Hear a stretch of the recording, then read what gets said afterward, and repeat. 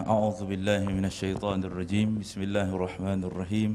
الحمد لله رب العالمين، والصلاة والسلام على أشرف الأنبياء والمرسلين سيدنا محمد وعلى آله وصحبه أجمعين. سبحانك لا علم لنا إلا ما علمتنا إنك أنت العليم الحكيم، وتب علينا يا مولانا إنك أنت التواب الرحيم، ولا حول ولا قوة إلا بالله العلي العظيم. إلى حضرة نبينا المصطفى صلى الله عليه وسلم وإلى آله وأصحابه ومشايخنا ومشايخكم وإلى والدينا ووالديكم ومن نحن هنا بسببه. الفاتحة. أعوذ بالله من الشيطان الرجيم. بسم الله الرحمن الرحيم. Alhamdulillah, syukur pada Allah Subhanahu wa taala yang mengurniakan kita kesempatan masa dan waktu untuk kita berada di sini, tuan-tuan yang dirahmati Allah. Tidak ada yang tidak lain dan tidak bukan kecuali untuk kita menuntut ilmu dan menimba sedikit daripada apa yang telah ditinggalkan oleh para ulama-ulama kita. Mudah-mudahan dengan ilmu ini dapat meningkatkan keyakinan kita daripada apa yang telah kita sedang amalkan sekarang ini, insya-Allah. Jadi saya apabila diminta oleh Ustaz Fauzi supaya menulis kitab, bukan kitab, apa nama dia, menyampaikan seminar. Kita umur muda kan, kena cakap bab yang susah-susah pula tu. Pula tu dia katakan dia ada hadir nanti ustaz-ustaz kita. Astaghfirullahalazim. Ya. Lepas tu kalau Imam Syafi'i ada guru, saya pun ada guru juga. Belajar ilmu mesti berguru, tuan. Kalau Imam Syafi'i belajar ilmu Quran, hadis, saya ada guru Quran. Guru bahasa Arab saya. Kalau Imam Syafi'i belajar Arab dengan orang Arab, saya belajar Arab dengan orang Boyan, tuan. Kat bawah, lepas tu saya tengok takut-takut, saya tengok tu Ustaz Ahmad Syamsuddin, Masya-Allah Akbar. Kalau orang kata belajar bahasa, saya orang Melayu, saya belajar bahasa Melayu, tapi belajar bahasa Melayu bukan dengan orang Melayu, dengan orang India. Ustaz apa orang apa, Ustaz? Cikgu siapa? India orang India, tuan. Masya-Allah Akbar. Juara bahas juga saya tahun 2002, Ustaz. Orang India, Masya-Allah. Belajar Al-Quran bukan dengan orang Arab, Boyan juga. Allahu Akbar. Ustaz Afandi Ahmad, Masya-Allah Akbar. Ya, guru-guru tarbiyah saya banyak lagi. Ustaz Ismail Tarimo, Ustaz disiplin master saya.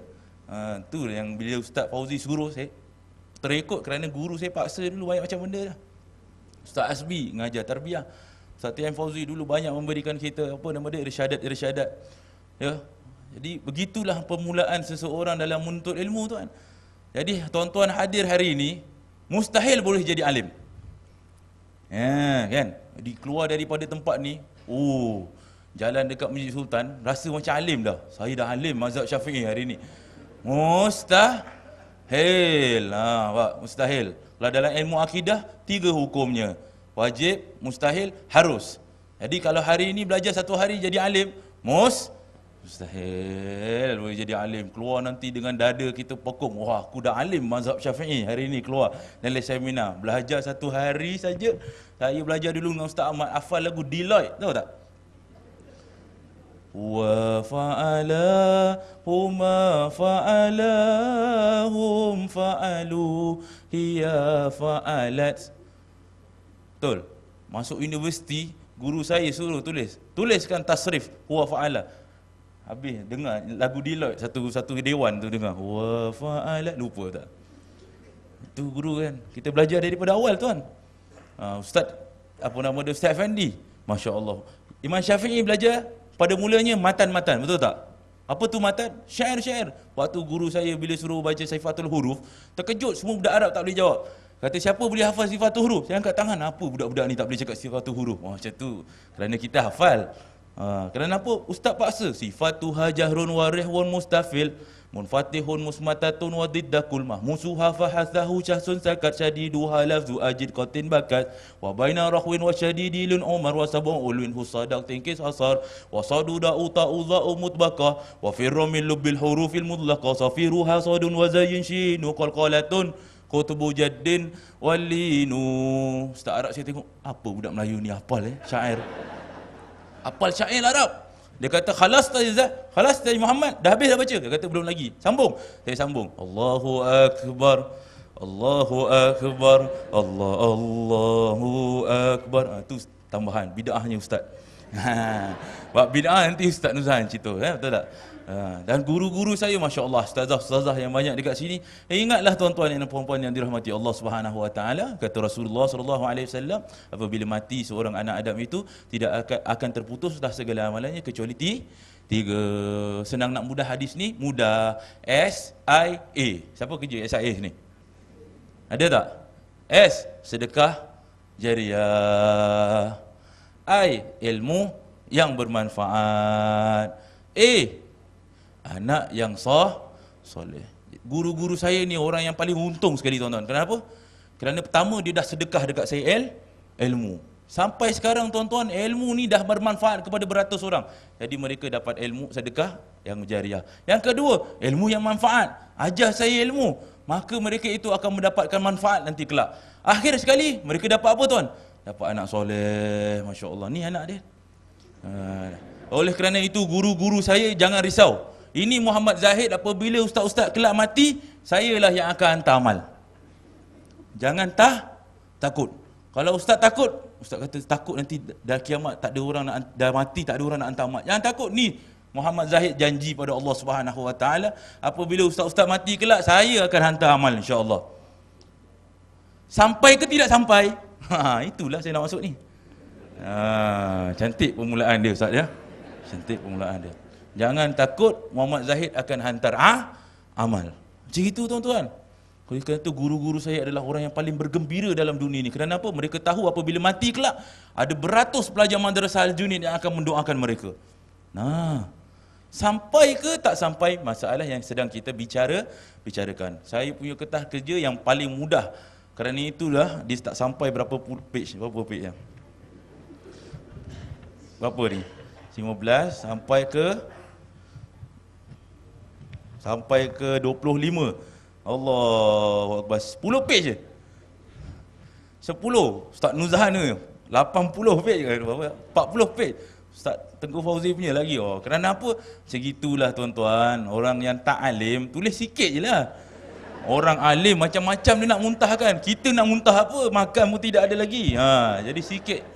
Jadi kita sediakan kepada tuan-tuan sikit saja ilmu insya-Allah pada hari ini dengan tajuk apakah pahala itu sampai ya apabila dia itu dihadiahkan kepada si mati. Baik, bismillahirrahmanirrahim. Kita masuk kepada mukaddimah. Muka surat 114. Saya punya tuan-tuan kena rujuk pada buku dan perlu siapkan pen. Kerana ada beberapa perkara yang saya akan minta tuan-tuan dan puan-puan untuk kita catat bersama insya-Allah. Jadi saya sebut tuan-tuan, puan-puan termasuklah dekat dalam situ takdiruhu ustazah-ustazah dan ustaz-ustazku. Ya, kerana apa nak sebut ustaz-ustaz, ustazah, tuan-tuan, puan-puan, datuk-datuk, datin-datin dah makan 15 minit ya. Jadi saya sebut tuan-tuan semua termasuk dekat dalamnya takdiruhu ustaz-ustazku dan ustazah-ustazahku sekalian. Baik. Bismillahirrahmanirrahim. Sekali puji itu tertentu bagi Allah Subhanahu Wa Taala yang berkuasa menghidup dan mematikan dan memberi setiap insan itu imbalan yang adil dengan apa yang mereka kerjakan. Serta selawat dan salam kepada baginda Muhammad sallallahu alaihi wasallam, pemberi syafaat bagi mengharapkan serta keluarga dan para sahabatnya. Inilah sedikit perkongsian dari nukilan para ulama dan hujah mereka tentang persoalan adakah sampai pahala yang dihadiahkan pada si mati. Satu himpunan pendapat yang dibahaskan dari sejak dulu lagi, bukan baru lagi tuan-tuan. Sejak daripada dulu telah dibahaskan oleh ulama adakah sampai ataupun tidak kepada si mati. Nyatalah bahawa para ulama terdahulu sudah pun membincangkan mauduk ini dengan perincian yang sangat ilmiah, berpandukan dalil dan ilmu karunia Allah Subhanahu Wa Taala. Ternyata khilaf ijtihad para ulama yang terdahulu tidak menjadi isu yang besar kerana masing-masing mempunyai keilmuan yang tinggi, berjaya membentuk akhlak yang luar biasa hebatnya.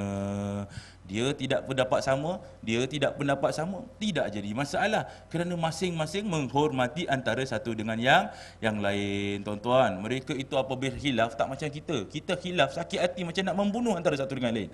Mereka itu kata ustaz tadi sebentar tadi, Imam Syafi'i, apabila berdebat tentang ilmu, ni berdebat tentang ilmu, bukan tentang hati ya.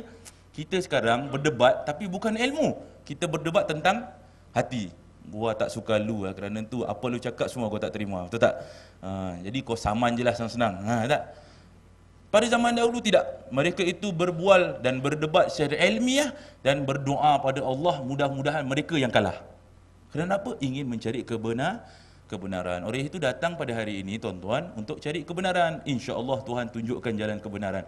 Kalau datang pada hari ini untuk mencari kesalahan, Allah akan menunjukkannya cara untuk mencari kesalahan. Amin ya rabbal. Ini dah doa kan? Makbul lah bentar lagi. Oleh itu, perkongsian ini tidak lain semata-mata mengharapkan dapat memberikan pencerahan pada golongan awam terhadap amalan yang sudah sebati dengan masyarakat kita dan pada akhirnya berjaya mereka beramal dengan sedikit ilmu serta pada masa yang sama membentuk keyakinan terhadap apa yang diamalkan. Jadi apa saya tulis sekarang ini adalah untuk golongan-golongan awam. Jadi asatizah apabila baca kertas saya, dia rasa apa? Dia rasa tak cukup ni Muhammad Zaid ni, ya. Ni kalau periksa aku kasih 50 cukup lah. Tapi buku ni bukan untuk asatizah. Asatizah punya kitab macam Ustaz kata tadi, library, betul tak? Ini buku 10 muka surat untuk orang awam lah. Supaya lepas ini mereka boleh dapat mengamalkan. Kerana orang awam tak ada library macam kita. Jadi ustazah ni, saya minta maaf, ringkas, saya sampaikan pada golongan awam supaya beramal dengan ilmu yang sedikit. Ya, ilmu sedikit nanti kita bincang. Bismillahirrahmanirrahim. Baik. Pendapat ahli sunnah wal jamaah. Telah disepakati oleh para ulama ahli sunnah wal jamaah bahawa amalan baik orang yang hidup boleh memberi kesan kepada mereka yang telah mati. Tengok, ada dua. Pertama sekali, telah disepakati oleh para ulama ahli sunnah. Jadi ulama ahli sunnah wal jamaah semua sepakat. Siapa ulama ahli sunnah? Yang mazhab, ulama mazhab. Bahawa amalan baik, lihat, saya kata kat situ, amalan baik orang yang hidup boleh memberi kesan kepada yang telah mati. Maksudnya buat amal baik boleh beri kesan pada orang yang telah mati. Amal buruk macam mana Ustaz? Amal buruk tidak boleh memberi kesan. Baca dalam kitab Ustaz Abdillah Al-Jufri, beliau menjawab dengan ayat Al-Quran, wala taziru waziratan wizra ukhra wa ma kunna mu'adzibina hatta nab'atha rasulah. Dan tidak akan seseorang daripada kamu memikul dosa orang yang lain. Maka dosa tidak dipikulkan pada orang mati, tetapi amal baik boleh dipikulkan kemudian dihantar kepada orang-orang yang telah mati. Saya nukil dua dalil. Yang pertama, dalil ni adalah dalil daripada Al-Quran dan Sunnah. Ini tak terang tapi dalam kitab tuan-tuan terang. Daripada Al-Quran surah Al-Hasyr. Yang pertama sekali dalil. Ayat 10. Allah Subhanahu wa taala berfirman, A'udzu billahi minasyaitonir rajim. Walladzina ja'u min ba'dihim yaquluna rabbana ighfir lana wa li ikhwanina alladzina sabaquna bil iman. ولا تجعل في قلوبنا غلا للذين آمنوا ربنا إنك رؤوف رحيم. Betul. Betul. Ya. Ayat 10 surah Al-Hasyr. Baca Al-Quran kena tengok Ustaz Effendi juga. Pun kasih markah juga Ustaz sebentar lagi ya. Baik. Dan maksudnya, dan orang-orang Islam yang datang kemudian daripada mereka berdoa dengan berkata, wahai Tuhan kami, ampunkanlah dosa kami, ampunkanlah kami dan dosa saudara-saudara kami yang mendahului kami dalam iman. Dan janganlah engkau jadikan dalam hati perasaan hasad, dengki dan dendam terhadap orang-orang yang beriman, wahai Tuhan kami, sesungguhnya engkau amat melimpah belas kasihan terhadapmu dan rahmatmu. Maka dalam ayat ini Allah memuji mereka atas istighfar mereka untuk mukmin sebelum mereka. Jadi dia minta doa, ya Allah maafkanlah orang-orang yang sebelum kami. Yang sebelum kami maksudnya apa tuan-tuan? Yang dah mati. Maka Allah puji istighfar mereka. Ini menunjukkan yang pertama sekali kita dapat tahu bahawa dia itu datangnya mendapat bahawa mereka itu si mati mendapat manfaat daripada doa. Baik. Apa manfaat dalam kitab? Saya punya semua tuan-tuan kena tengok dalam kitab. 115. Bahawa si mati mendapat manfaat dari doa. Apakah manfaatnya? Di atas sekali, 115 ke atas. Manfaat itu jelas, sama ada ia berbentuk pahala atau dosa diringankan. Saya nukil ini sebenarnya daripada kitab Mafahim Yajibu an Tusahhah daripada Said Muhammad Alawil Maliki. Dia kata, apa manfaat yang disampaikan pada orang mati? Pertama sekali, pahala dikirim. Yang kedua, dosa diringankan. Jadi banyak dosa diringankan Allah. Yang pertama sekali, maka pahala itu ditambah. Macam itu, ya. Itu manfaat yang dikirim. Baik, hadis daripada Sayyidina Ma'qal bin Yasar radhiyallahu anhu, anna Rasulullah sallallahu alaihi wasallam qala, qalbul Qur'an Yasin la yaqra'uha rajulun yuridu Allah wad daral akhirah illa ghafarallahu lahu iqra'uha ala mautakum. Ni hadis, ni dalil. Apa dalil kita hantar amal kepada orang yang mati itu sampai? Nah, kita ni hidup, kita doakan, ya Allah, sampaikanlah pahala ini kepada ibu saya almarhumah sekian. Ya Allah, sampaikanlah pahala ini kepada ayah saya almarhum sekian. Sampai ke tidak? Nah, ini macam gini kita lafazkan, tuan-tuan. Ya Allah, ampunilah ibu saya. Pung. Sampai ke tidak? Nah, ada orang kata tidak sampai. Nah, kita tengah tengok dalilnya, adakah ia sampai ataupun tidak. Jadi dalam hadis yang dibawakan, ya, oleh Imam Abu Dawud rahimahullahu taala, bahawa beliau berkata, Yasin adalah jantung Al-Quran, kata Rasulullah. Tidaklah seseorang itu membacanya semata-mata kerana Allah dan mengharapkan kebahagiaan akhirat, kecuali ia akan diampuni Allah akan dosanya. Maka bacakanlah ia ke atas saudara-saudara kamu yang telah meninggal dunia. Nah, apabila Rasulullah perintahkan kita untuk bacakan mereka yang telah mati, maksudnya dah mati, baca Yasin. Itu ulama kita, orang Melayu kita, mana-mana pergi baca Yasin. Betul tak? Orang kata, kenapa baca Yasin? Kan? Apa ada? Kerana ada dia punya manfaat yang disampaikan oleh Rasul. Kata Rasul, tidaklah baca kecuali dua benda: mengharapkan kebahagiaan akhirat dan mengharapkan diampuni dosa. Jadi baca surah Yasin antara manfaat, salah satu manfaat baca surah Yasin, nak hidup bahagia di akhirat, nak diampunkan Allah daripada dosa. Jadi orang kata, kenapa baca Yasin? Baca surah lain. Bacalah suka hati kau. Jangan tak baca sudah. Jadi sekarang masalah anak-anak kita, mak mati tak baca, diam kat rumah. Canggih lagi, buka radio kasih imam baca. Oh, anak buka radio kasih orang radio baca misyari sedap, mendayu-dayu. Nanu, anak duduk kat tepi diam, tunggu kat apa. Tak buat apa-apa, tak hantar amal kepada ibu dan ayah. Bapak mati, kalau bapak dia hidup memang kena pelempang anak dia tu. Betul tak? Kerana apa? Tidak faham dan tidak faqih, tidak mahu tuntut ilmu, ini jadi dia. Akhirnya ibu dan ayah rasa sedih, anak tidak mahu hantar amal. Baik, maka iqra'uha ala mautakum. Perhatikan perkataan mautakum di hujung tu. Imam Asy-Syaukani kata dalam Nailul Autar, lafaz hadis mautakum tersebut merupakan nas bagi orang-orang yang sudah mati. Kata Imam Syaukani, mautakum maksudnya orang dah mati.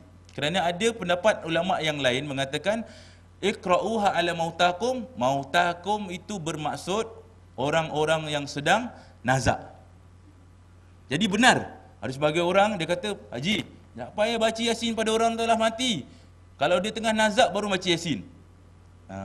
Betul juga. Jadi tidak ada masalah. Cuma orang tengah nazak, tuan-tuan, kita ini disunahkan untuk talqin, la ilaha illallah, la ilaha illallah, la ilaha illallah, baca la ilaha illallah mak, baca la ilaha illallah mak, baca la ilaha illallah mak. Betul tak macam itu? Pak, baca la ilaha illallah, la ilaha illallah, la ilaha illallah, macam itu. Sebab tu orang ulama kita bila dah mati baca Yasin. Kok tengah nazak kita nak baca Yasin, kadang-kadang sebahagian daripada kita tidak boleh menampung emosi dalam hati. Tuan-tuan boleh, bapak dah tengah nazak baca Yasin, baca lagi dengan suara Misyari Rashid Al-Afasi. Wal Qur'anil Hakim. Bapak tengah nazak. Emosi tidak boleh terangkat, maka oleh daripada itu kata ulama kita cukup untuk kita talqin. La ilaha illallah, la ilaha illallah, la ilaha illallah. Bukan dalam cerita kita dia bisik. Pak baca la ilaha illallah. Pak baca. Orang tu nazak, tuan. Nazak ini datang fitnah macam-macam. Syaitan datang. Nah, itu kita tengok orang-orang, kalau kita tengok, kalau guru-guru saya kata, kalau orang nazak tu pekik kan. Kalau boleh satu rumah pekik. Panggil cucu-cucu, pekik la ilaha illallah. Tolong atuk ni nak dekat mati ni, pekik la. Tapi orang Melayu kita tengok TV banyak sangat kan. Dia pun lembut, la ilaha illallah, la ilaha illallah, la ilaha illallah. Sebisik, jangan kuat-kuat, atuk nak dekat mati. Saya wasiatkan pada diri saya, tuan, kalau sekiranya jumpa saya mati dekat tengah-tengah jalan, panggil semua orang, panggil. Pekik dekat telinga Ustaz Zaid ni, la ilaha illallah, pekik. Kerana apa? Kerana takut-takut di hujung kita mati dengan keadaan terfitnah. Kerana di hujung-hujung nyawa kita, tuan-tuan, diriwayatkan oleh ulama, banyak datang fitnah daripada hujung-hujung. Syaitan datang sini sana. Ada sebahagian kata datang dari segi bentuk ibu dan ayah syaitan. Yang itulah kita kena sabitkan diri dia. Ni dia nak mati dah ni. Itu talqinkan la ilaha illallah macam itu. Nah itu zikir mana-mana pun orang Melayu tak ada zikir pelan-pelan. Zikir la ilaha illallah, la ilaha illallah. Baik. Terus lagi tuan-tuan. Maka saya kemukakan 4 pendapat imam mazhab. Ya. Yang pertama saya nukil daripada mazhab Hanafiyah. Tengok. Semua kita panggil mazhab Hanafiyah, Malikiyah, Hanabilah dan juga Syafi'iyah. Kita tak namakan dia pandangan Imam Abu Hanifah, pandangan Imam Malik, pandangan Imam Ahmad bin Hanbal, pandangan Imam Syafi'i. Kerana sekarang kita sedang berbincang tentang school dia, madrasah dia. Maksudnya dia datang letak foundation dan structure, mereka yang datang ke lepas itu daripada ashab, murid-muridnya, dialah yang mengembangkan struktur imam-imam ni. Jadi antaranya adalah pertama saya nukil Burhanuddin Al-Marghinani. Burhanuddin Al-Marghinani namanya Ali bin Abu Bakar. Nama sebenarnya Ali bin Abu Bakar, digelar Burhanuddin. Burhanuddin Ali bin Abu Bakar Al-Marghinani. Dilahirkan tahun 530. Ini ulama dalam mazhab Ahmad bin Abu Hanifah. Kitab yang terkenal salah satu dia Al-Hidayah. Beliau kata asal bagi bab ini bahawa harus baginya menjadikan pahala amalan untuk orang lain, sama ada solat, sedekah atau yang lain di sisi ahli sunnah wal jamaah, berdasarkan daripada hadis. Jadi asal dalil untuk sampaikan amal kita, solat ke, puasa ke, asal daripada hadisnya. Ini hadis muktamad daripada mazhab Imam Abu Hanifah. Bahawa Rasulullah SAW telah berkorban 2 ekor kibas. Kedua-duanya berwarna putih bercampur hitam. Seekor untuk dirinya Rasulullah SAW dan seekor lagi untuk umatnya yang mengaku keesaan Allah Ta'ala dan menyaksikan kerasulannya. Nabi pernah korban 2 ekor. 1 ekor untuk diri Rasulullah, 1 lagi untuk umatnya. Ini hadis ni diambil dalam mazhab Imam Abu Hanifah. Kenapa? Sekarang kita tanya, siapa umat Rasulullah SAW? Umat Rasulullah SAW yang mengakui kerasulan Nabi SAW. Tuan-tuan umat Rasulullah tak? Umat dia dah mati belum?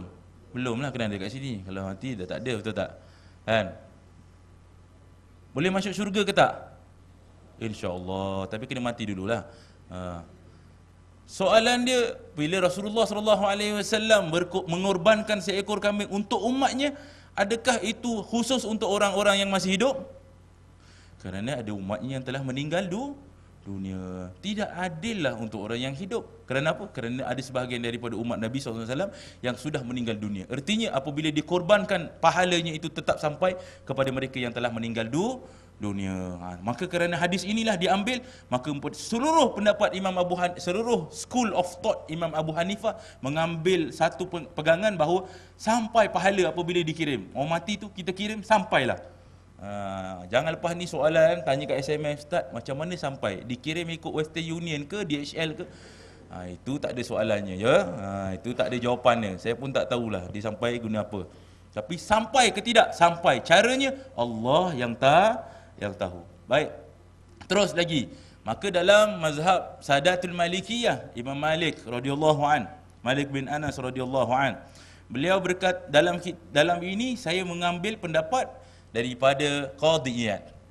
Ni Qadhi Iyad salah satu daripada ulama mujtahid mazhab Imam Malik. Qadhi Iyad ni ya, di dalam kitabnya Ikmalul Muallim, syarah sahih Muslim.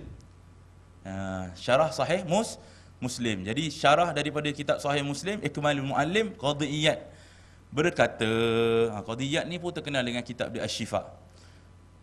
Berkata,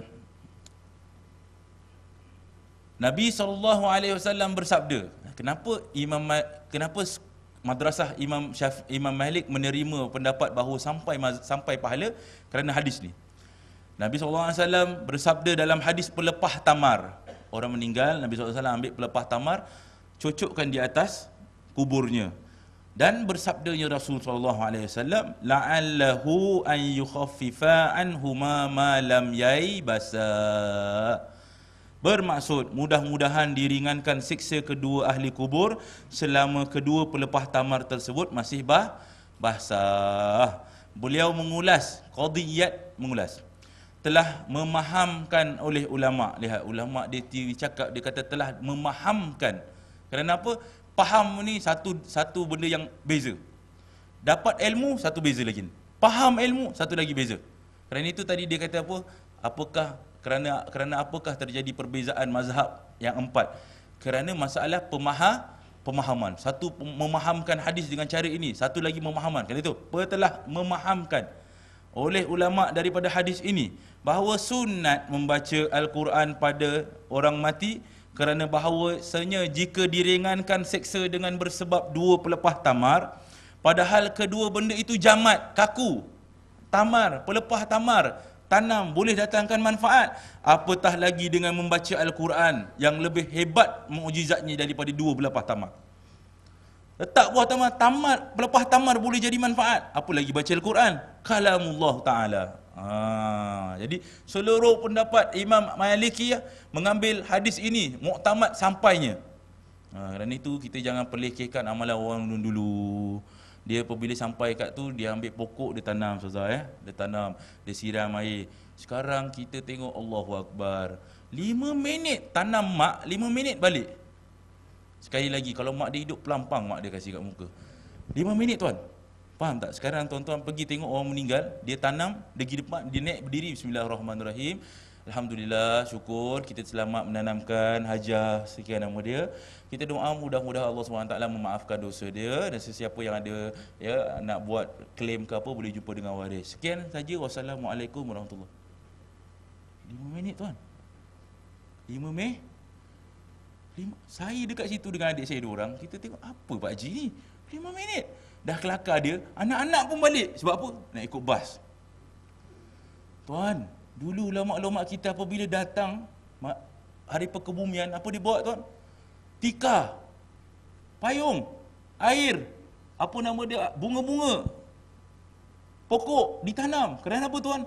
Kerana mereka tu faham ilmu. Orang dulu kita faham ilmu. Satu lagi saya nak kasih benda logik tuan. Yang ditanam tu mak kita kan?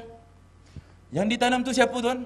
Mak kita. Mak kita bela kita daripada kita keluar daripada rahim perut ibu kita. Kasih susu, besarkan sampai besar macam gini. Betul tak? Tak adalah aku tengok ke atas satu studio ni, tak ada lagi besar daripada saya lah. Paling besar ni tuan. Waktu kita kahwin, dapat anak semua, gerbat-gerbu mak kita, tengok anak kita, jagakan, kasih makan dan sebagainya. Mak kita tinggal dengan kita selama hidup kita, tiba-tiba mak kita mati. Mati saja kita tanam mak kita, berpindah ke alam yang lebih baru tuan. Adakah layak seorang anak itu meninggalkan ibunya dengan masa 5 minit setelah dikebumikan? Tak boleh. Kata Rasulullah SAW, duduklah kamu sekadar masa seekor unta itu dinaharkan. Maksudnya apabila unta tu ada, sembelih unta mati, siat kulit dia, potong-potong daging, bagi dengan orang. Itu masa dia tuan. Kata ulama sekitar berapa lama? 1 jam paling kurang. Duduk dekat atas. Kerana apa? Kat bawah mak kita sedang dipersoalkan Allah Subhanahu, dipersoalkan malaikat dengan soalan kubur. Jadi tergamaklah hati seorang anak tu meninggalkan ibunya di tempat yang baru apabila ibunya sedang dipersoalkan Allah Subhanahu Wa Taala. Saya jadi sedih. Kenapa anak balik? Anak balik tuan. Sedih tak tuan? Tuan-tuan mati kelak 7 langkah, dia kata 7 langkah malaikat datang tanya. Jadi anak dia pun kira 7 langkah, dah malaikat datang mari balik. Tuan-tuan mati anak-anak balik, sedih tak tuan-tuan? Dia punya dia kata apa? Mak kita dah mati, terputuslah. Kok apa terputusnya engkau anak? Engkaulah yang tidak akan membuat terputus amal tu. Kerana itu tuan-tuan, saya apabila syarah bab ni dengan guru, dengan saya baca kitab dekat Masjid Muhajirin, ya, saya kata dengan tuan-tuan, kata, Pak Haji jangan kasih anak buat macam gini, wasiatkan. Ada 2-3 orang Pak Haji kesian, dia mungkin dia tahu anak-anak dia tak alim kan. Dia tinggal wasiat tuan, dia tulis kat saya, Ustaz Muhammad Zaid, saya tinggalkan wasiat, apabila saya mati kelak, Ustaz boleh tak duduk di atas kubur saya dalam masa itu. Tuan-tuan, saya tak tipu. Saya kata dengan Tuan Haji percaya tak saya jalankan amanah ni? InsyaAllah selagi mana yang mampu saya dapat dan saya jalankan amanah, saya simpan. Itu amanah kan. Saya kata kalau Pak Haji mati, anak-anak balik, ni Muhammad Zaid lagi yang akan duduk. Macam boleh buat bisnes juga dah bisnes. Ya, duduk di atas kubur 1 jam $500. 2 jam kurang sikit $700. Kena ajar tuan-tuan anak-anak kita. Inilah anak-anak kita yang akan kita tinggalkan, mereka akan hantar amal. 5. Itulah tuan-tuan, saya pernah menyaksikan kawan saya, ibu meninggal. Kawan belajar kitab juga dengan kita sama, ibu meninggal. Lepas meninggal, balik semua adik-adik, dia tinggalkan 2-3 orang kawan-kawan dia duduk dekat dalam situ. Apa saya tunggu lama dengan kawan ni kan. Nak balik, tuan apa tahu dia buat apa? Saya dengar apa tu kawan saya buat ni. Dia duduk kat tepi, dia kata apa? Mak, saya balik dulu ya. Mak, saya balik dulu. Selama ni mak jaga saya paksa tinggalkan mak dekat sini. Inilah tempat yang mak akan tinggal sampai hari kiamat kelak, mak. Mak tunggu dan insya-Allah saya akan hantar amal. Mak, mana ada anak-anak buat lagi macam itu, Dek? Kak, bang, ada lagi anak-anak macam itu? Kita dah kurang anak-anak yang soleh yang tahu amal. Akhirnya kita duduk dalam kubur sorang-sorang menjawab soalan. Anak-anak kita semua dah pulang. Kita jangan tinggalkan keluarga kita macam gitu. Itu kita jaga anak-anak kita. Habis dah lepas seminar ni, saya pun banyak lah orang minta kan. InsyaAllah. Kalau termampu tuan-tuan, insyaAllah. Macam itu tuan Pak, bapak dah banyak ajar saya. Kerana itu saya ikut orang talqin tuan, nanti baca talqin. Kita baca bab talqin sekejap lagi. Kerana itu saya pernah ikut guru saya, tuan guru dia meninggal. Dia talqin. Tuan guru saya talqinkan dengan guru. Dia baca talqin, dia tak macam gini. Wahai Fulan bin Fulan. Tak. Kerana yang dekat bawah tu tuan guru dia. Dia kata sini, wahai tuan guru ayahandaku yang dikasihi. Tuan guru telah mengajarkan saya amalan-amalan di dalam dunia ini. Tuan guru telah mengajarkan saya perkataan la ilaha illallah. Janganlah tuan guru takut dan janganlah tuan guru gentar. Dan saya tahu tuan guru lebih menghadapi ini dengan penuh kasih sayang, dengan penuh kegembiraan. Maka tuan guru haruslah macam itu. Itu ada warga emas meninggal, tuan guru saya baca dekat warga emas, wahai bendaku hajah, macam itu. Anak-anak ajarlah baca talqin supaya dia baca talqin tak macam orang talqin. Orang talqin tu dia baca kerana dia hafal. Tu yang dia baca kat tuan-tuan dah meninggal, kasar tuan. Hei Haji, apa nama dia? Haji Osman. Sebentar lagi kau akan didatang. Haji Osman dekat dalam, Allah, kasarnya, tahu tak? Kan? Suruh anak-anak baca talqin. Anak baca talqin, suruh anak macam gitu. Pak, wahai ayahandaku yang dikasihi, sebentar lagi ada malaikat yang akan hadir setelah kami mula berangkat pergi. Ayahanda janganlah takut, ayahanda janganlah risau, kerana sesungguhnya inilah janji Allah Subhanahu Wa Taala kepada diri ayahanda. Ke lembut. Jadi dekat bawah dia tak takut, tuan-tuan. Ya Allah Akbar, saya kalau boleh jumpa marah satu-satu tu tak. Ni Pak Haji ni apa? Kat bawah ni siapa? Ni orang tua. Ustaz Osman bin Jantan meninggal. Allahu Akbar. Minta maaflah siapa yang tanamkan dia tu. Tapi macam gitu dia baca. Hai Osman bin Jantan. Siapa yang meninggal tu tuan? Guru kita kan? Wahai tuan guruku Haji Osman bin Haji Jantan. Itu kan? Baik. Tak ni dah dari topik pula. Bismillahirrahmanirrahim. Terus lagi. Baik. Dalam mazhab Imam Hanabilah. Mazhab Imam Hanabilah saya ambil pendapat daripada Ibn Taymiyah. Kitab Kutub War-Rasail wal Fatawa Ibn Taymiyah fil Fiqh. Jadi Kutub War-Rasail Ibn Taymiyah fil Fiqh ni, dia ada Kutub War-Rasail Ibn Taymiyah fil tafsir dan sebagainya, fil hadis. Ni fil Fiqh. Ibn Taymiyah namanya Ahmad bin Abdus Salam. Nama dia Ahmad bin Abdus Salam bin Abdullah Ibn Taymiyah. Itu nama dia sebenar, Ahmad bin Abdus Salam ibn Abdullah Ibn Taymiyah Al-Harrani. Ya, dia itu dilahirkan tahun 661 Hijrah. Masih, minta maaf. 661 Hijrah, betul. 661 Hijrah. Berkata Al-Imam, adapun masalah bacaan sedekah dan selain keduanya daripada segala amalan kebajikan, maka tidak berkhilaf ulama dalam ahli sunnah wal jamaah pada sampainya pahala segala ibadah maliyah, iaitu jenis harta, seperti sedekah memerdekakan hamba, sebagaimana juga kepada mayit doa istighfar. Doa istighfar sembahyang jenazah dan doa di sisi kuburnya. Ulama mazhab Hanabilah bersatu pendapat bahawa apabila berbentuk duit, maka sampai. Bukan duit maliyah, maksudnya derma, sedekah dan sebagainya, wakaf, infak, sampai kepada. Jadi infak, saya menginfakkan $100 ke Masjid Sultan atas nama daripada ayah saya. Kata ulama Malikiyah, sampai. Dan telah berbantahan, berkhilaf pendapat. Maknanya ada satu kata ya, ada satu kata tidak pada masalah ibadah badaniah seperti puasa, sembahyang dan bacaan. Jadi apabila sembahyang, saya sembahyang hajat ini untuk saya sampaikan kepada ayah saya pahalanya. Jadi berbantahan pendapat. Tetapi yang benar, kesemuanya itu sampai. Maksudnya dalam school of thought sendiri, dalamnya itu ada beberapa khilaf. Dan mereka itu berkhilafan bukan daripada hati, berkhilafan daripada ilmu. Jadi setiap kali baca khilaf ulama, jangan kata mereka gaduh. Khilaf ini harus ditelan dengan satu perasaan positif. Khilaf, tak apa. Sekarang kita dengan perkataan khilaf, kita negatif pada perkataan yang khilaf. Tidak. Khilaf tidak pernah datang pada negatif pada ulama. Kerana itu mereka berkata yang di ujung sekali, kata Ibn Taymiyah, yang betul bahawa kesemuanya itu sampai. Maliyah ke, badaniyah ke, sampai. Baik, terus lagi. Atas daripada, ni tengok, ujung sekali saya tulis, atas daripada dalil Rasulullah SAW sabda, man mata wa alaihi siyam sama anhu waliyuh. Siapa yang mati dan atasnya puasa yang tinggal, maka berpuasalah menggantikan oleh walinya. Jadi boleh puasa, ya, dia itu ada hutang, meninggal mak, anak boleh, ya, berpuasa untuk mak dia. Jadi sampai. Okey. Jadi dah 3. Imam Abu Hanifah, mazhab Imam Abu Hanifah, mazhab Hanabila, mazhab Malikiyah kata sampai. Nah, sampai kepada mazhab Asy-Syafi'iyah. Berkata Imam Nawawi dalam Majmu' Syarah Muhazzab, disunahkan bagi para penziarah kubur untuk memberi salam pada para penghuni kubur dan mendoakan orang yang ia ziarahi dan seluruh penghuni kubur. Sunat dalam mazhab Imam Syafi'i untuk beri salam, masuk beri salam. Kemudian doa pada orang yang kita ziarah dan seluruh orang yang kubur. Jadi kalau datang sunnahnya, beri salam dulu. Kemudian doa pada mak, Al-Fatihah ila ruhil marhumah, baca. Kemudian wali jami'il muslimina wal mu'minat wal muslimina wal mu'minat al ahya'i minhum wal amwat. Nah, nampak? Doa untuk semua. Dan doa itu diambil seperti yang tertera dalam riwayat hadis.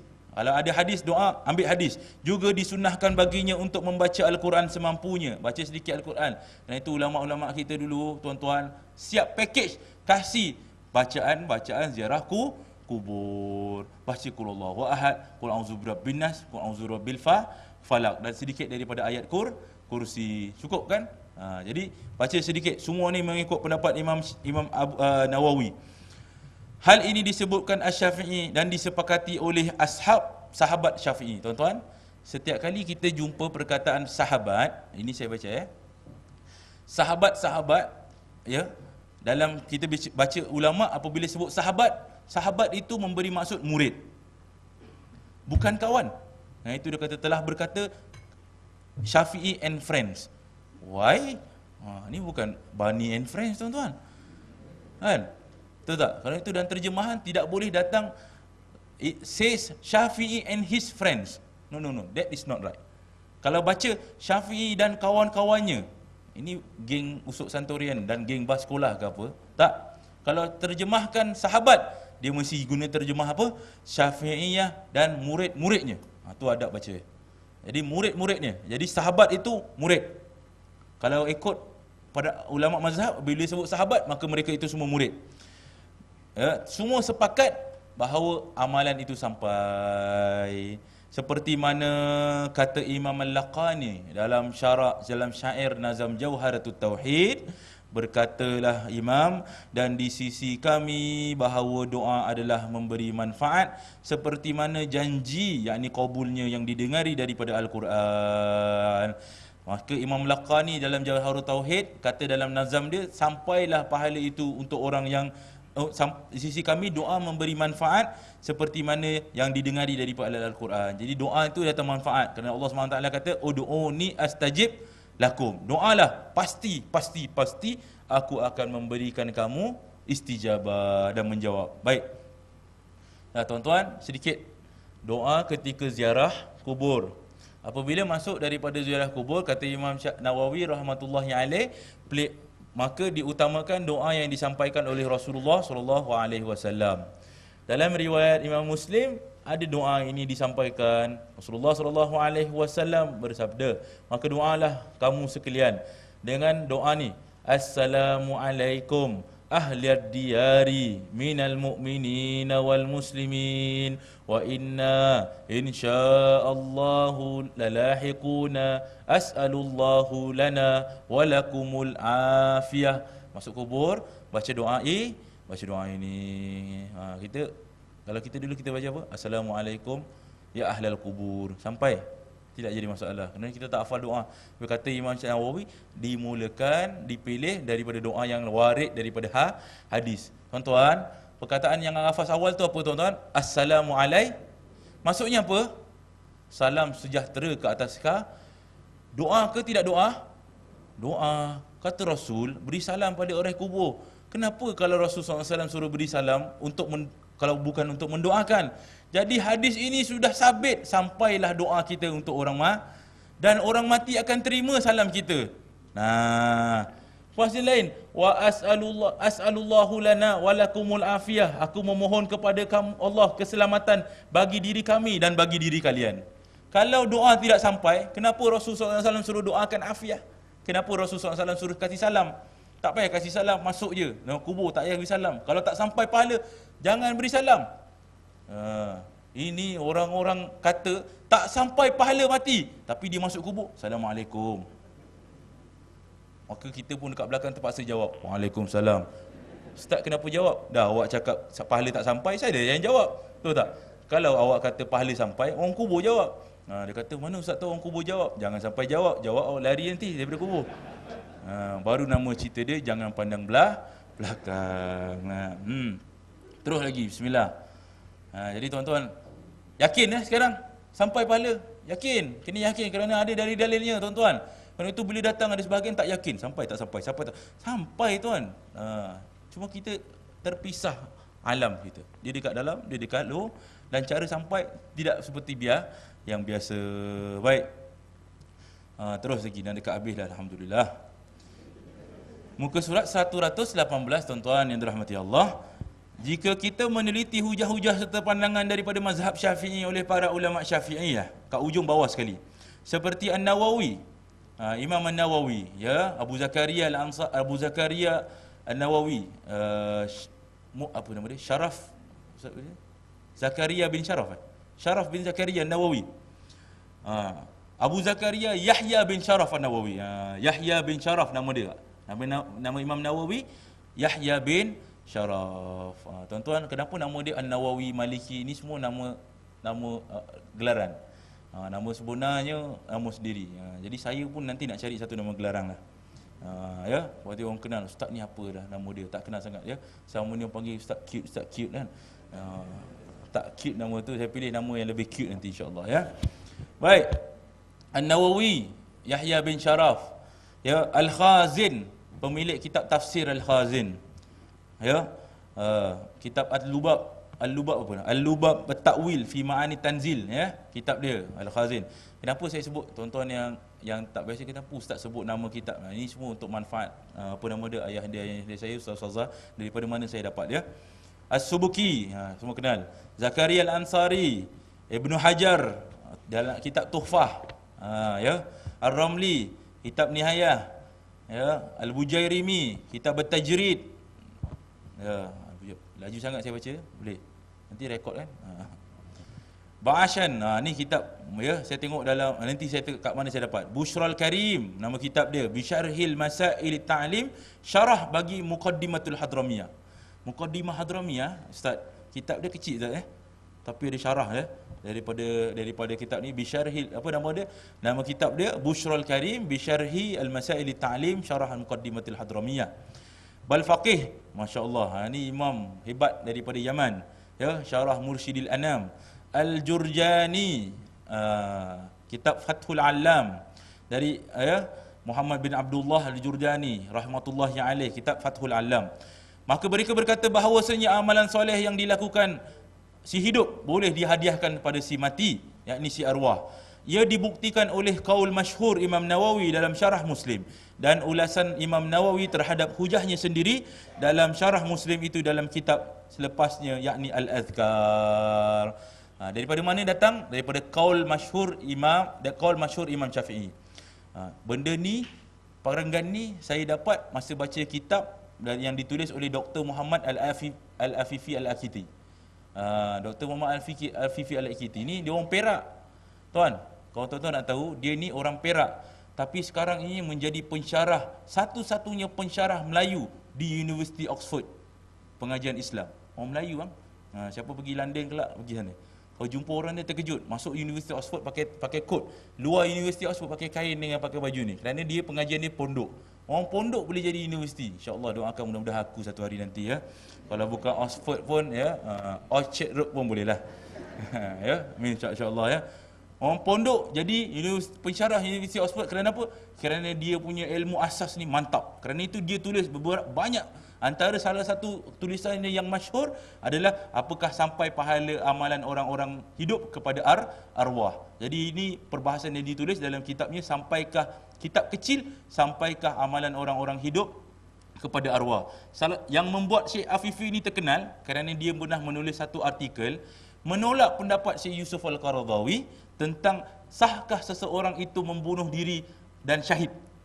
Nah, jadi kita bunuh diri, syahid tak? Kata Syekh Afifi, dia refute pendapat Imam Yusuf Al-Qaradawi mengikut pendapat Imam Syafi'i. Seluruh Britain hari itu terkejut. Ada anak Melayu yang kecil, saya pernah sekali baca qasidah dengan dia dekat atas stage ni lah, 2-3 tahun lepas. Kecil, kacamata kurus, boleh tolak pendapat Imam Qaradawi yang besar, lagi besar daripada saya, ilmunya, badannya, betul tak? Ada orang semua terkejut, orang ulama Melayu boleh begitu hebat alimnya. Jadi kata Dr. Al-Afifi dalam kitab ni bahawa kata ulama yang banyak ni menandakan bahawa sampai dan tidak ada satu penolakan pun tentang sampainya pahala ataupun tidak. Nah, maka apakah yang sekarang kita cakap ni? Ada golongan-golongan yang hadir dan memberikan kita pendapat daripada pendapat Imam Syafi'i. Dia kata macam ni, tuan-tuan, sekarang dah hebat. Dia kata apa? Ustazah, tetapi ada pendapat Imam Syafi'i mengatakan pahala itu tidak sampai. Saya tengah kuliah subuh, tengah bincang pasal Al-Fatihah, orang hantar saya surat, Ustaz, Imam Syafi'i kata tak sampai. Nah, kita tengah bincang pasal benda lain. Dia cakap Imam Syafi'i kata tak sampai. Kita pun malas nak layan. Kita tak jawab letak tepi. Tapi kita tak tahu, mungkin dia datang kat tempat ni tak? Mudah-mudahan ada tuan-tuan dekat sini yang hantar saya hari tu tak? Takkan nak mengaku kan, betul tak? Baik.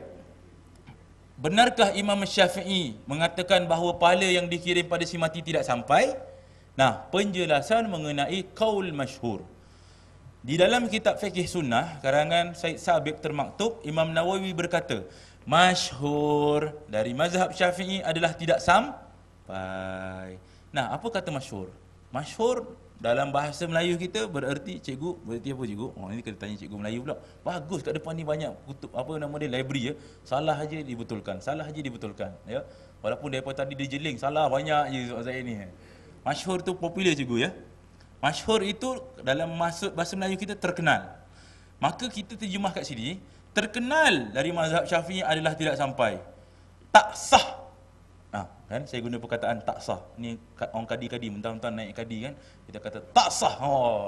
Jadi saya tak pernah ingkarkan orang kata tak sah. Sah je lah selalu, betul tak? Tak sah menterjemahkan perkataan masyhur dengan memberi makna terkenal. Itu kena ingat. Kerana guru saya kata, apabila kita kata pasal masyhur, tak sah menterjemahkan masyhur itu dengan maksud terkenal. Kerana apa? Kerana masyhur ini ibaratnya adalah ibarat fiqh bagi ulama-ulama mujtahid mazhab Syafi'i. Jadi masyhur dia makna lain selain daripada masyhur terkenal. Macam itu. Jadi tuan-tuan, bahasa masyhur ni bahasa Arab kan? Jadi janganlah kita suka-suka kita tengok masyhur. Wah, kerana masyhur lah kita terjemahkan dia menjadi terkenal. Jangan hafal dulu huwa fa'ala, huma fa'ala, hum fa'alu dengan Ustaz Ahmad dulu. Kemudian baru hafal kamus-kamus. Kemudian hafal kitab-kitab. Kata ulama tidak sah menterjemahkan masyhur ini menjadi terkenal. Kerana di dalam Ibn Hajar Al-Haythami dalam kitab Tuhfatul Muhtaj berkata, ini 119. Telah istilah qaul masyhur. Qaul masyhur ni bahasa Arab bukan bahasa Melayu adalah istilah yang diibaratkan oleh pengarang dengannya untuk mengisyaratkan adanya kesamaran pertentangan dalam fatwa tersebut. Artinya, apabila ada dua pendapat Imam Syafi'i, satu kata sampai, satu kata tidak sampai, maka kedua-dua pendapat ini dipanggil sebagai masyhur. Nah, itu maksud sebenarnya. Apabila disebutkan oleh Imam Syafi'i, apabila disebutkan oleh Imam Mujtahid Syafi'i masyhur, artinya Imam Syafi'i ada dua pendapat dalam masalah ni. Pertama, Imam Syafi'i kata tidak sampai. Yang kedua, Imam Syafi'i kata sampai. Maka apabila ada dua perkara yang muqabil, bertentangan, satu kata sampai daripada orang yang sama, maka kata-kata ini diibaratkan oleh para ulama menjadi nama masyhur. Itu dia. Jadi maksud masyhur bukan seperti mana yang kita fikirkan, sebaliknya masyhur itu adalah ibarat para ulama-ulama mujtahid. Maka hendaknya menghuraikan masalah demikian bagi orang yang ingin mampu melakukan tahqiq dan dalil-dalil atas pendapat kaedah-kaedah. Dan siapa yang boleh memilih dua ni? Bukan kita. Imam Syafi'i dah keluarkan dua. Kita pun boleh pilih? Tidak boleh pilih. Kena buat macam mana? Kena orang-orang yang ahli tahqiq saja boleh pilih. Maka istilah qaul masyhur ini adalah istilah yang terkenal di kalangan ulama mujtahid tarjih, di kalangan ulama mazhab Syafi'i, bukan istilah Imam Syafi'i. Ini bukan Imam Syafi'i buat. Ulama-ulama dalam mazhab Imam Syafi'i sendiri yang buat untuk supaya dia zahirkan qaul yang dua pendapat ni. Maka orang-orang yang berkata qaul masyhur ni asal daripada Imam Syafi'i, maka mereka itu dusta. Jadi apabila satu orang datang, dia kata Imam Syafi'i kata bahawa qaul masyhur, kata bang, Imam Syafi'i tidak pernah kata qaul masyhur. Qaul masyhur ini dikatakan oleh para ulama-ulama dia. Imam Syafi'i kata terus pendapat dia sampai, lagi satu tidak sampai. Maksudnya dia kurang ngaji kitab. Biasanya orang-orang macam gini tuan-tuan, satu benda yang kita dapat lihat apa? Kurang mahir bahasa Kerana itulah yang Imam Syafi'i belajar bahasa kurang mahir bahasa Arab, faham pun sembarang-sembarang. Betul tak? Betul tak? Macam kisah dulu ustaz-ustaz kita dekat masa junid dah juga ceritakan kan. Betul tak? Ada seorang lelaki tu tak nak rujuk pada guru, lah disakit, dia pun tengok buku Tibun Nabawi. Kalau sakit, idza maritta faqul hayyatun sauda. Kalau sakit makan ular hitam, dia kata gitu, ular hitam. Dia pun datang semak-semak cari ular hitam, dia potong siap-siap masak singgang ke apa. Makan sedap. Selang berapa jam meninggal dunia. Maka datanglah orang ke dalam rumah dia, nampak buku terlimpah macam ni. Ni kisah je lah, tak betul kan. Nampak buku terlimpah macam ni, orang datang, kenapa matilah sebab dia tengok. Patutlah. Maka dia ketik benda macam ni. Pang. Salah ni. Yang itu bukan titiknya. Sepatutnya iza maritta, kalau kau sakit, faqul habbatu sauda.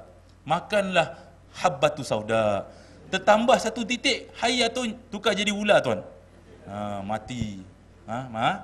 Mati. Kan lain hayyatun sauda, habbatu sauda. Tapi bezanya satu titik. Jadi jangan, saya bukan cakap jangan faham-faham. Kalau bahasa dia macam ni, jangan macam faham lah. Ikut sahaja yang ulama kita tulis. Tak fasih bahasa Arab, baca kitab Jawi. Tak fasih baca kitab Jawi, baca buku Rumi. Tak fasih sangat, duduk dengar. Tak fasih sangat, minum air 60,000 macam ustaz tadi. Minum air 60,000 kali baca. Tu insya-Allah. Mudah-mudahan. Baik, untuk kita tutup, saya masuk panduan memilih pandangan mujtahid mazhab Syafi'i. Ini hebat. Dalam pendapat imam, ada pendapat Imam Syafi'i Dan dalam Imam Syafi'i punya sekolah madrasah ni, dia punya struktur ni, dalam bawah dia ada ulama-ulama yang diiktiraf sekian ulama untuk menjadi mujtahid. Maksudnya kalau Imam Syafi'i kata ni, dia je you boleh pilih. Orang lain tak boleh pilih. Saya pun tidak boleh pilih. Sebab tu kalau ulama-ulama kita dekat sini, ustaz, ya, apa nama dia, tidak pernah baca kitab Al-Um. Betul tak ya? Dia baca kitab bawah-bawah, syarah dia kan. Dia baca kitab yang lebih bawah, Syafinatun Najah, Muqaddimah Hadramiyah, ya, Fathul Mu'in. Tak pernah baca kitab Kerana apa? Kitab tu kitab asas. Maka dibaca kitab-kitab yang dah revise oleh para ulama. Siapakah ulama-ulama ini? Mufti Sayyid Osman bin Abdullah bin Aqil bin Umar bin Yahya Al-Alawi. Saya dapat ni kerana hari tu kita pergi ziarah Khazanah Fataniyah di KL. Masa kita ziarah Khazanah Fataniyah ni Syekh Daud Fatani punya cucu, cicit. Syekh Wan Saghir Abdullah Al-Fatani, dia ni kaji kisah-kisah ulama Nusantara. Maka saya dapat kisah ni daripada Khazanah Fataniyah. Maka saya ambil daripada blogspot dia lepas dia kata tu. Syekh Sayyid Osman bin Abdullah bin Aqil bin Umar bin Yahya Al-Alawi dikenali sebagai Habib Osman Mufti Betawi. Lahir pada tahun 17 Rabiul Awal 1238 Hijrah. Berkata, ini dalam kitab ya. Dalam karyanya berjudul Al-Qawanin Syar'iyyah li Ahli Al-Majalis Al-Hukmiyah wal Iftaiyah. Ya. Ni dia kasih panduan untuk mufti, tuan. Kasih panduan untuk orang Betawi, orang Indonesia. Yang pertama, kaul pendapat yang muktamad dalam mazhab Imam Syafi'i adalah yang diiktimadkan oleh Imam Nawawi dan Imam Rafi'i. Jadi, apa sahaja pendapat yang dikeluarkan dalam mazhab Syafi'i oleh Imam Nawawi dan Rafi'i, iktimad, muktamad. Maksudnya kita nampak ni, oh Imam Syafi'i kata, Imam Rafi'i kata ni, Imam Nawawi kata ni, pegang. Qala Rafi'i, qala Nawawi, pegang. Ini muktamad dalam mazhab Syafi'i. Jika kedua-duanya bertikai, maka satu kata lain, Imam Nawawi kata lain, Rafi'i kata lain, maka dipegangkan lebih awal pendapat Imam Nawawi. Imam Nawawi naik sikit lagi. Ya. 3. Jika kedua-dua kaul disebut oleh salah seorang, ya, daripada keduanya, maka itu juga dihitung muktamad. Dua-dua kata benda sama, maka muktamadlah kedua-dua pendapatnya. 4. Jika terdapat kaul daripada kedua-duanya, maka muktamad ialah mengikut ahli tarjih.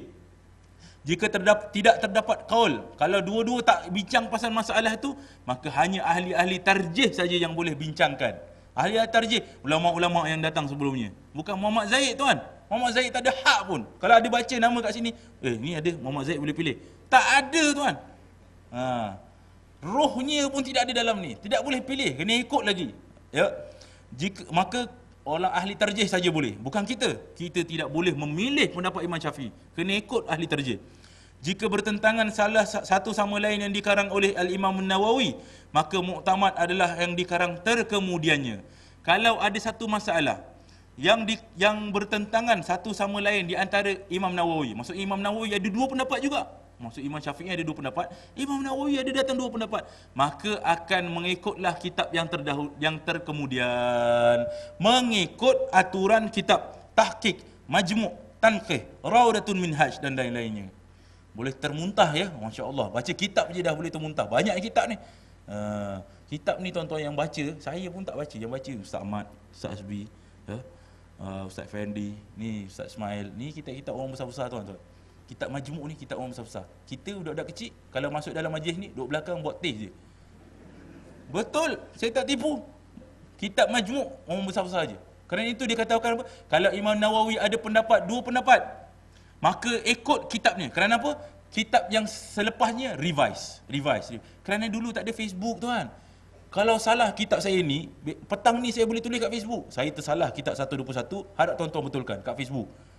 Dulu mana ada Facebook? Maka disampaikan pendapat seterusnya melalui kitab. Jadi ikut kitab. Dimulakan dengan kitab Tahqiq. Kalau kitab Tahqiq lain pendapat, Majmu', terus lagi. Majmu', Tanqih, Raudah Minhaj dan sebagainya. Baik. 6. Sekalian kaul muktamad Imam Nawawi dan Imam Rafi'i, iaitu diiktimadkan oleh Syekh Ibn Hajar dalam Tuhfah dan Syekh Ramli dalam Nihayah. Tuhfah, Nihayah dipandang paling muktamad daripada lainnya. Familiar tak nama ni, tuan? Tuhfah, Nihayah. Siapa baca kitab Sabilul Muhtadin? Silakan katakan tuan-tuan. Ada siapa baca kitab Sabilul Muhtadin? Atas ada, bawah ada tuan-tuan. Ada banyak kan orang dewasa kita baca. Haji ada pernah baca Sabilul Muhtadin? Kitab Syekh Rashad Banjari. Ada 2 3 insya-Allah. Kata tuan-tuan guru lama kita, siapa-siapa orang Melayu itu yang baca kitab Sabilul Muhtadin, maka telah khatamlah dia itu akan kitab Tufah dan Nihayah. Siapa baca saja dia dah iktimat. Waktu amalan-amalan orang tua-tua kita muktamad Syafi'inya kerana dia itu alim Tufah dan Nihayah walaupun kitabnya kitab Jawi. Kerana kitab Jawi baca Sabilul Muhtadin, Tan telah berkata akan Imam Ibn Hajar dalam Tuhfah dan telah berkata Imam Syekh Ramli dalam An-Nihayah, macam itu. Dia bukan pendapat Syekh Rashad Banjari. Syekh Rashad Banjari tulis ikut pendapat imam-imam. Maka selegenap orang-orang Melayu kita dalam Nusantara ini, mazhabnya itu diiktimadkan khas, khatam sudah, dan alim Tuhfah dan Nihayah. Cukuplah. Kerana dia tak sampai lagi atas. Atas lagi bukan kita, bawah-bawah sudah. Kerana itu kitab Sabilul Muhtadin, kitab pondok tuan. Kita dengan kawan-kawan minta semua orang bawa kitab Jawi balik rumah. Pergi rumah, bawa kitab Jawi balik pergi office. Semua orang bawa kitab Penawar Bagi Hati, bawa kitab Mutiara yang bagus lagi indah, bawa kitab Sabilul Muhtadin. Kerana apa? Kerana nenek moyang kita dulu semua belajar kitab sama. Sekarang ni je lah ni budak-budak tere-tere sangat. Baca kitab ni lah, baca kitab tu lah. Ya, banyak sangat ilmu. Baca kitab ni, beli kitab sana, beli kitab ni. Lala confuse. Ya. Fuse rosak. Ya. 7. Jika bersalahan kitab Ibnu Hajar, maka didahulukan Tuhfah, kemudian Fathul Jawad, kemudian Al-Imdad, kemudian Fatawa dan seterusnya kitab yang lain. Ya. Itu habis. Macam mana nak pilih? Jadi tuan-tuan, cukuplah saja kita rujuk balik pada kitab Sabilul Muhtadin untuk orang umum ya. Sabilul Muhtadin cukup dah khatam dah. Siapa khatam kitab Sabilul Muhtadin? Saya belajar Sabilul Muhtadin sikit je tak habis. Kerana guru kita kata apa? Baca khatam Sabilul Muhtadin ni baca pelan-pelan 13 tahun tuan-tuan. 13 tahun. Dan saya tengok dekat Singapura ni banyak daripada majlis-majlis baca Sabilul Muhtadin, antara Ustaz Muhammad Rais baca Sabilul Muhtadin dah habis 2 kali dah. 2 kali habis. 13 tahun baca lagi 13 tahun lagi. Mana tak mantap fikihnya tuan. Mana tak bulan puasa tak tanya lagi. Budak-budak kita sekarang bulan puasa tanya, Ustaz, niat puasa macam mana? Tahun depan muka kau lagi 4 tahun saya jumpa dia, engkau mesti nak tanya pasal niat tak payah tanya aku lagi lah. Betul tak? Niat tak masuk-masuk. Amalnya, ilmu banyak, amalnya tidak ada. Baik. Keterangan hukum kenduri arwah. Ni tuan-tuan bolehlah baca sendiri ya. Jadi saya ambil pendapat yang terakhir sekali. Bila saya keluarkan fatwa-fatwa yang terakhir sekali, semua soalan-soalan ni saya keluarkan daripada pendapat imam-imam kita.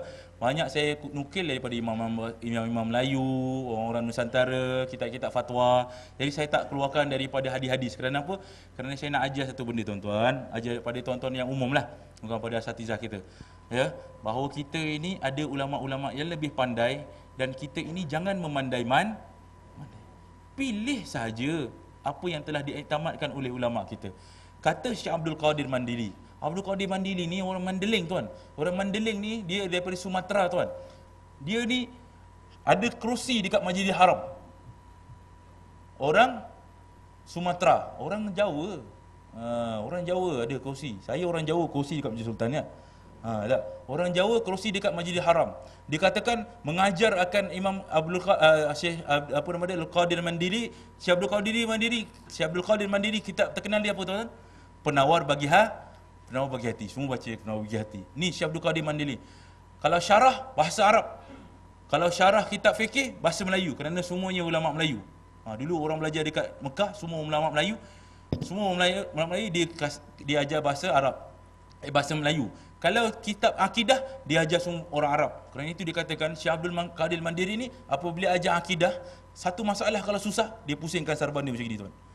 Ni saya buat. Dia pusing.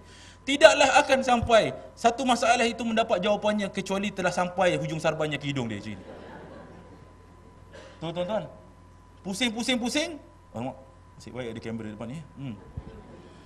Pusing sampailah hujung sarban ni sentuh, baru dapat masalah dia. Kerana apa tuan? Dia orang Melayu nak syarahkan ibarat orang Arab kepada orang-orang Arab. Dan Syekh Abdul Qadir Mandiri terkenal di Mekah. Apabila ada guru dia datang tengah mengajar Ustaz, guru datang dia berdiri.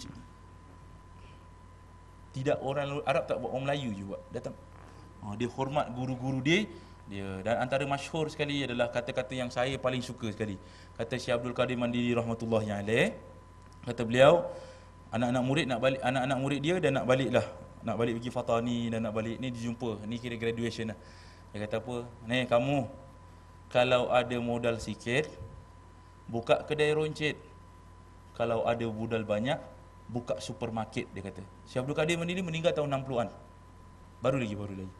Kalau ada modal sikit buka kedai roncit, kalau ada modal banyak buka supermarket. Dan itu ustaz panggil saya kata ustaz, saya punya modal sikit nak buka kedai minyak wangi kat luar Masjid Sultan je, pakai apa nama dia? Bukan kedai roncit sikit.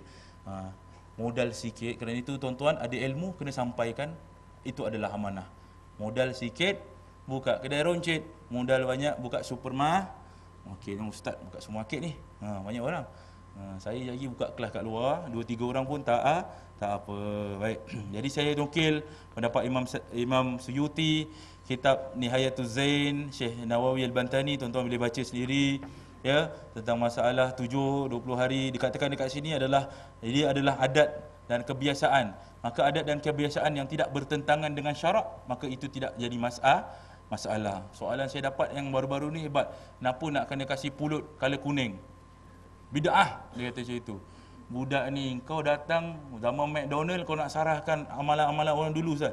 Orang dulu, tuan-tuan, diceritakan oleh ibu saya. Ni belajar fikir. Kenapa tu belajar fikir? Bukan belajar dengan ustaz je. Dengan nenek, dengan atuk belajar fikir. Nenek kita kata apa? Orang dulu kalau nak kasih makan, kena kasih pulut. Kerana pulut tu makanan orang raja-raja. Patutlah. Dahlah kita ni datang zaman mutakaddimin, orang awal-awal tak makan pulut, menyalahkan pula tu. Nenek kita kata, dan apabila kasih orang akan pulut, takkan kasih warna putih. Kerana warna kuning tu sedap. McDonald sedap tak? Pak dia warna kuning. Kerana itu dulu apabila dihadiahkan pada raja, warna kuning. Jadi bila nak dihadiahkan kepada seseorang, maka diwarnakan orang-orang lama itu warna kuning. Dah warna kuning, dulu-dulu nenek kita kata, bukan senang nak dapat. Bukan pergi kedai, beli berwarna, letak. Tak, dia kena ambil bunga ni, dia kena ambil tu, dia kena ambil saffron, za'faran, lumurkan dalam air, kemudian letak warna. Masya Allah, orang dulu punya husnuzan, dan mereka itu hendak memberikan yang terbaik. Kita lah ni kita kata apa? Pulut ni tak payah pulut. Betul tak? Ni nak potong pakai tempurung. Apa tempurung kelapa? Bid'ah, betul tak? Kelapa bid'ah. Pakai tempurung kaki kau nak? Betul tak? Kan? Tempurung kelapa bid'ah. Orang dulu pakai tempurung kelapa sebab tak ada plastik, tuan. Senang buang, disposable. Tempurung kelapa kat belakang banyak, disalahkan. Tempurung kelapa ni apa? Salah, bid'ah. Allahu Akbar. Ya, macam dia hidup dekat Amerika pula, kan? Betul tak? Sekarang ni waktu dia kata sekarang ni orang buat salah ke tak? Tak salah lah kelapa, kan. Jadi masalah Allah SWT ciptakan. Ya, nak pakai apa pun boleh. Ya, nak pakai plastik ke, nak pakai besi ke, nak pakai tembaga ke, nak pakai songkok bapak dia pun ahlan wa sahlan. Jangan salahkan kerana orang dulu tidak pernah. Jadi adat yang tidak bercanggahan dengan syarak tidak ada masalah. Maka saya nukil badal haji. Boleh tak? Kalau boleh badal haji, maka sampailah pahala itu. Boleh tak badal haji, tuan-tuan? Boleh badal haji, maka sampailah pahalanya. Dekat mana saya dapat? Dekat website MUIS. Nampak tu. Sikit-sikit kita masukkan juga, kan. Bukan tak datang manfaat MUIS kita. Ni ada badal haji dekat website MUIS, kata boleh sampai. Disiapkan tulis dekat mana dapat, apa dalilnya. Jadi tuan-tuan boleh baca. Yang terakhir saya dapat talqin. Lagi saya masukkan fatwa. Kenapa tuan-tuan masukkan fatwa? Untuk memberitahu bahawa segenap ulama Nusantara kita daripada dulu sampai sekarang, orang-orang Melayu, dia dalam arah Melaya, daripada Indonesia turun, daripada Indonesia sejauh lagi, sebelum Indonesia lagi, turun bawah ke Singapura, Malaysia, atas naik Brunei, atas naik sikit Vietnam. Orang situ, seluruh orang-orang ni semua bermazhab dengan mazhab Syafi'i.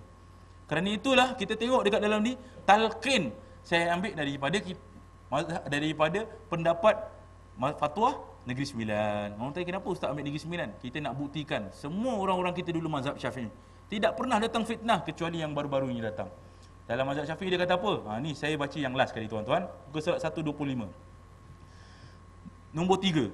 Mana-mana orang atau kumpulan-kumpulan adalah dilarang oleh Majlis Fatwa Negeri Sembilan membid'ahkan mana-mana orang yang membacakan talqin pada mayat. Jadi tengah baca talqin, tiba-tiba ada orang datang, "Ustaz, bid'ah." Jadi boleh telefon pejabat agama, tangkap dia. Iaitu. Betul? Ingat apa? Jadi kalau ada orang pekik-pekik bid'ah, kita telefon pejabat agama. Ni ada satu orang, saya tengah talqinkan mak saya, kemudian dia kata bid'ah. Boleh tak pejabat agama datang tangkap? Boleh, kita tangkap dia kejap lagi ya. Boleh? Kerana ini kata, kenapa dia katakan macam ini tuan? Untuk memelihara suasana kerukunan dan damainya. Kerana mereka-mereka itu kebanyakan datang tidak ada ilmu dan merosak-rosakkan saf orang Islam. Memegang, mengamal dan mengajarkan bahawa talqin adalah dilarang. Jadi kalau duduk dalam kelas agama di Negeri Sembilan, ya Ustaz Ustaz Asbi betul ya. Di Negeri Sembilan, kalau di dalam kelas agama ada orang datang kata talqin ni bid'ah, jemaah boleh telefon pejabat agama. Ustaz ni kata bid'ah. Baik, kita tangkap ustaz ni juga. Itu dalam itu kita sekarang tak sampai tangkap, betul tak kan? Jadi tuan-tuan, kalau apabila duduk dalam majlis ilmu, apabila ada satu ustaz tu kata macam gitu, saya punya nasihat, tuan-tuan jangan melenting. Tuan-tuan keluar saja daripada majlis dia. Kerana apa? Nak menjaga amal kita. Tak confuse kan? Kita dah pilih ni ada pendapat lain. Kita seronok sebab kita ni jenis orang-orang yang suka sensasi. Favorite sangat tengok cerita melodi kan. Tengok ustaz ni kata apa. Ada ke patut ustaz ni Twitter lah, Facebook lah, ustaz ni mengatakan ustaz. Tak payahlah tuan, keluar saja daripada majlis. Banyak kali juga saya datang, ada orang satu kali tu majlis dia kata apa? Apa hukum ni? Apa nama dia? Lepas salam mengelap muka. Kan? Elap muka. Jadi ustaz tu kat depan, tidak ada hadis yang datang. Yang pertama sekali. Jadi saya dah dengar, saya pun nak sensasi juga, saya nak dengar apa dia cakap ni. Tidak ada hadis yang datang dan berkemungkinan sahabat Nabi itu sujud di atas tanah. Oleh kerana itu penuhlah tanah, dahi-dahi mereka dengan tanah. Kerana itulah mereka mengelap-mengelapnya. Jadi saya pun keluar. Itu pendapat dia lah. Maka saya katakan tuan-tuan, rujuk kepada kitab Syekh Daud Fathani, kitab Munyatul Musalli, kan ada kat dalam IKM ada Munyatul Musalli. Munyatul Musalli bab selepas salam, sunat baca doa selepas salam. Kata Syekh Daud Fathani pula apabila tulis hadis, dia tak tuliskan siapa kata hadis ni, daripada mana takhrij. Kerana dalam furuk masail dia kata saya ini mengajar orang awam. Orang awam tak perlu tahu siapa hadis tu kerana saya dah tulis. Tamat macam itu. Dia kata selepas Nabi SAW iza faragha minas salah, hadis ni, maka diberi salat, Assalamualaikum warahmatullahi, Assalamualaikum warahmatullahi. Maka meletakkanlah akan ia tangan itu di atas kepala dan membaca Bismillahirrahmanirrahim. Apa dia? Bismillahirrahmanirrahim la ilaha illa huwar rahmanur rahim. Dan mengelaplah mukanya seraya berkata, Allahumma zhab annil hamma wal hazan. Tak akan dapat amal ni kecuali duduk dekat masjid orang tua-tua saja. Masjid-masjid muda-muda tak ada baca. Kerana budak-budak tak baca kitab. Pergi masjid tua-tua, Assalamualaikum warahmatullahi wabarakatuh. Bismillahirrahmanirrahim. Allahumma zhab annil hamma wal hazan. Itu kita kata, apa pasal ulama-ulama dulu buat? Kenapa dia buat? Ada amalan dia. Saya pula jadi tak puas hati kerana baca dalam Munyatul Musalli tak ada takhrij. Alamak, manalah Syekh Daud Fathani buat. Maka saya pun Google lah dekat, saya pun check dah dalam apa nama dia, Maktawah Syamilah. Hadis tuan-tuan daripada riwayat Imam Baihaqi. Allahu Akbar. Betapanya tidak ni saya ni bersangka buruk pada imam, sedangkan dia itu lebih banyak hafal hadis daripada saya. Jadi dia baca macam Bismillahirrahmanirrahim la ilaha illa huwar rahmanur rahim. Allahumma zhab anil ham. Itu kan. Ada orang sebab tu orang Melayu kita, Assalamualaikum warahmatullahi. Baca satu Bismillahirrahmanirrahim la ilaha illallah rahmanur rahim, satu lagi masuk dekat dalam sini kata dalam Fathul Muin baca astagfirullah maka dilap dengan baca Bismillahirrahmanirrahim la ilaha illallah Allahumma zhab anil hamma wal hazan. Nah itu gini. Tahu tak? Kita kata wah pak cik ni style, betul tak? Ada 3, kadang-kadang ada 5 juga saya tengok. Ada yang cepat juga. Tuan. Assalamualaikum warahmatullahi. Sudah. Dia pelan. Allahumma zhab anil ham. Kenapa cepat? Kerana orang tua tu dah hafal. Kita baru nak hafal. Baca baru bismillah. Orang tengok Pak Haji sakit kepala buat sujud dah. Di akhir insya-Allah. Maka dengan itu ketahuilah bahawa ulama bersatu pendapat bahawa sesungguhnya hujah yang berbeza telah disampaikan dan kita semua bersatu pendapat sampailah pahala itu kepada orang-orang yang telah mati. Dan begitu juga dengan amalan kenduri arwah yang sudah sebati dengan amalan Islam kita. Semoga apa yang dipelajari menjadi penyebab kita terus menyedari kejahilan dan beramal dengan keyakinan, seterusnya menjadikan kita lebih berbimbang, mencari mutiara yang bertaburan dan berpegang teguh pada adab dan akhlak pada guru-guru kita yang lebih hebat ilmu tetapi masih tawaduk, mengatakan mereka itu tidak berpengetahuan. Kelebihan ilmu itu diberikan supaya manusia menjadi lebih mulia, dan kemuliaan itu hanya datang dengan berpayah, seperti mana yang dikatakan oleh Ustaz sebentar tadi.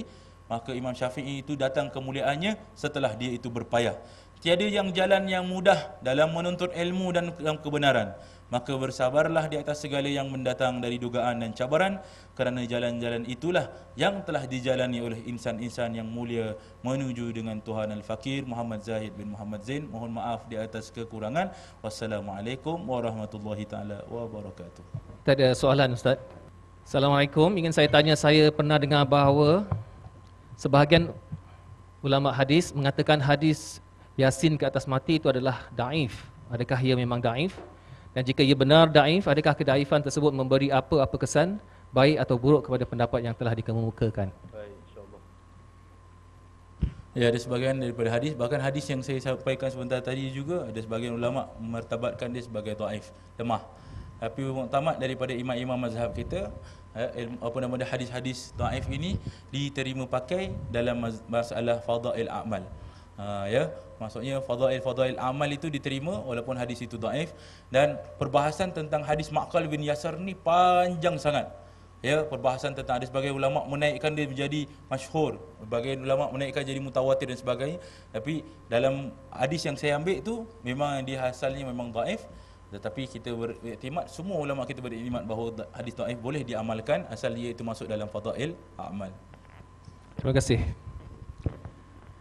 Adakah benar kaum muslimah wanita tidak digalakkan menghadiri perkebumian di tanah perkuburan walaupun si mati adalah ibu bapa atau keluarganya? Benar dielakkan orang-orang wanita untuk mengikuti orang-orang yang telah mati, keluarga yang telah mati, kerana mengelakkan daripada niyahah. Niyahah itu adalah berpekik dengan sangat-sangatan. Meraung, ya. Kata Rasulullah, laisa minna man latamal wujuh wa syaqqal juyub wa da'a bi du'awatil jahiliyah. Bukan daripada kami mereka yang menampar-nampar pipi, merosak-rosakkan. Jadi dia kata kat sini, kalau kami tak menangis boleh tak ustaz? Ulama-ulama kita berkata, seeloknya orang perempuan tidak ikut mengikuti ke arah perkuburan. Sudah habis kubur saja, maka dia itu boleh datang untuk menziarah. Jadi orang perempuan tak payahlah. Sekarang kita tengok banyak orang perempuan nak kebumikan, dia mesti tengok dekat liang lahat. Biasanya kita suruh ke tepi. Ulama-ulama tua kita banyak suruh tepi. Kemudian satu benda lagi yang kita nak ingatkan tuan-tuan, apabila mati orang-orang wanita, pergi wasiat dekat anak-anak kita supaya dapat cover dia punya badan dia. Kerana apa? Apabila kita kafankan mayat, maka ternampaklah dia itu akan shape badan dia kan. Ulama-ulama kita lama-lama kata, maka orang-orang yang wanita-wanita yang hendak dikuburkan ada sebahagian perasaan malu yang hadir. Kerana itulah kebanyakan yang hadir dekat-dekat tu kaum kerabat yang terdekat saja. Jadi bukan kaum kerabat orang lelaki. Apabila orang perempuan diturunkan dalam lahat, bukan mahram kita, jangan tuan sibuk tengok macam ni. Oh, masya-Allah, masya-Allah. Jangan. Yang tengok anak-anak yang kerabat-kerabat di dekat saja. Dan orang perempuan jangan hadir, tutup je saja, masjid hadir. Boleh ziarah. Bismillahirrahmanirrahim. Dalam hadis Nabi sallallahu alaihi wasallam, Rasulullah SAW bersabda, "Kuntu nahaitukum ala ziyaratul kubur ala fazuruha." Dulu aku pernah melarang kau ziarah kubur atas sebab-sebab niyaha dan atas sebab-sebab belum tasbit keimanan. Kemudian sekarang ziarahlah. Dan dalam hadis yang lain Rasulullah SAW menyatakan, "Al-mayyitu mu'adzabun bibukai ahli." Mayat itu akan diazab dengan sebab tangisan dan niyaha daripada keluarganya. Jadi kalau kita memahami daripada hadis ini tuan-tuan ma'asyiral muslimin, kalaulah mayat itu diazab dengan sebab tangisan daripada ahli keluarganya, takkan Allah Subhanahu wa taala Ar-Rahman, Ar-Rahim, Al-Wadud, ya, yang kita ketahui dalam mimbar baru-baru ini, tak sampai pahala yang amal ibadah yang baik. Kalau yang negatif boleh sampai mu'adzab bibukai ahli, apatah lagi Allah Ar-Rahman, yang mana pengasih, Rahim, penyayang khusus untuk orang yang beriman, Wadud untuk orang yang membuat kebaikan. Pahala yang baik pula bagaimana, ya, kepada si mati itu. Wallahu a'lam.